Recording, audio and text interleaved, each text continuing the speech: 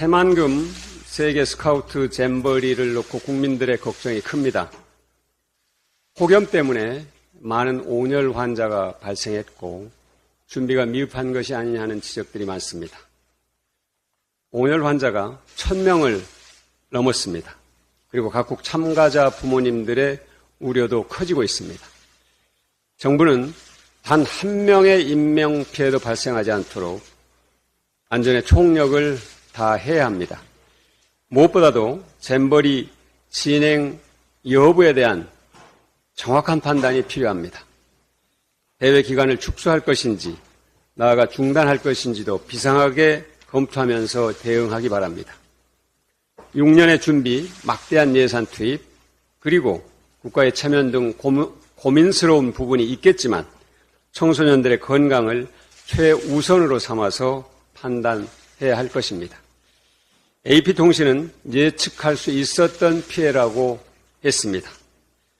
우리 당의 이원택 의원을 비롯한 지역 정치권과 지역 언론은 이미 지난해 폭염과 침수 피해 준비가 부족하다고 지적해왔습니다.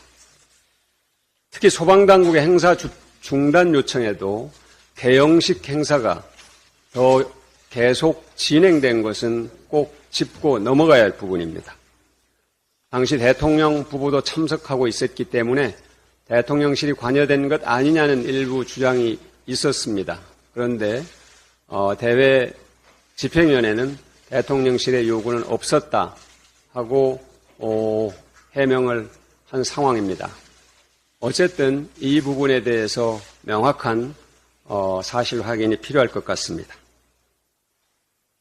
그때 행사를 진행함으로써 온열 환자를 발견하고 이송하는 데 문제가 있었다는 것이 소방당국의 설명이기 때문에 이 부분은 청소년들의 건강과 안전의 문제가 현장에서 제대로 인식되지 못하고 행사가 진행됐다는 문제를 지적받을 겁니다.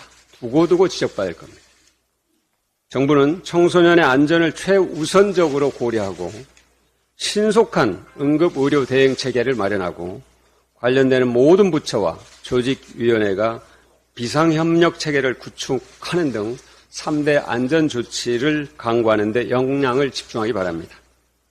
최근에 일어난 위기들은 충분히 막을 수 있었던 위기였는데 대응을 제대로 하지 못해서 일어난 참사가 많았던 뼈아픈 교훈이 있습니다. 이 교훈을 제발 잊지 말기 바랍니다. 국민의힘 소속 김영환 충북도지사는 오송 참사 당일에 불투명한 행적과 공문서 조작 의혹을 회피할 수 없습니다. 국민의힘은 자당 소속인 충북도지사가 늑장 부실 대응과 실언으로 국민적 공분을 사고 있는데도 침묵하고 있습니다. 정부는 일선 공무원들을 징계하면서 도정의 최고 책임자인 김영환 지사에 대한 조치는 회피했습니다. 이래서는 국민이 정부를 신뢰할 수 없습니다. 반드시 책임 있는 곳에 합당한 책임을 물어야 합니다. 그래야 또 다른 재난을 막고 국민을 보호할 수 있습니다. 그것이 충북도민과 국민이 바라는 것입니다. 충북도민과 시민단체는 김영환 충북도지사에 대한 주민소환을 요구하고 있습니다. 주민소환으로 김영환 지사의 무책임한 행동에 강력한 책임을 물어야 한다는 것이 충북도민의 생각입니다. 민주당은 충북도민과 시민사회의 의견을 존중합니다. 의견을 수렴해가면서 함께할 것입니다. 상반기 세수 부족이 40조 원이 넘습니다. 그리고 정부의 긴축재정으로 성장기여도, 정부의 성장기여도가 마이너스여서 민간 부문의 경제성장률을 잠식했습니다. 조세와 재정정책에 심각한 경고등이 켜졌습니다. 그러나 여태까지 보여준 정부의 대응은 참으로 아니랍니다. 이에 민주당은 원내 조세재정개혁특별위원회를 설치해서 본격적인 활동에 들어가겠습니다. 대안을 제시하겠습니다. 위원장에 조세와 재정 분야의 오랜 경험과 전문성을 갖춘 이용섭 전 국세청장을 모셨습니다. 이용섭 위원장은 국회의원, 행정자치부 장관, 건설교통부 장관, 광주광역시장을 역임하는 등 국가 운영과 민생 경제에 대한 이해도 높은 분입니다. 조세호 재정은 민생 경제 회복의 열쇠입니다. 그러나 윤석열 정부의 감세와 긴축 재정으로 양극화는 가속화되고 세입 기반은 약해졌습니다. 민주당은 조세재정 개혁 특위를 통해서 사회 경제적 약자가 중산층으로 진입하도록 돕고 서민과 중산층은 안정된 삶을 유지할 수 있도록 지켜주는 조세재정 방안을 마련하겠습니다. 저출생, 고령화, 기후위기라는 3대 불안에 대응하는 인구투자, 사회투자, 기후투자 방안도 마련하겠습니다. 민주당은 국민이 공감하는 세법 개정안을 책임있게 만들어서 발표하겠습니다. 한마디 더 드리겠습니다. 방통위는 무법적 폭주를 당장 멈추기 바랍니다. 그러지 않으면 국민적 저항에 맞서게 될 겁니다. 한상혁 방통위원장을 강압적으로 해임하고 국회 의결을 거쳐 추천된 방통위원 임명을 거부해서 방통위를 무법 상태, 언론 탄압 대행기구로 만든 다음 벌어지고 있는 일은 민주국가에서는 도저히 있을 수 없는 반민주적 행태입니다. 부끄럽고 또 부끄러운 일입니다.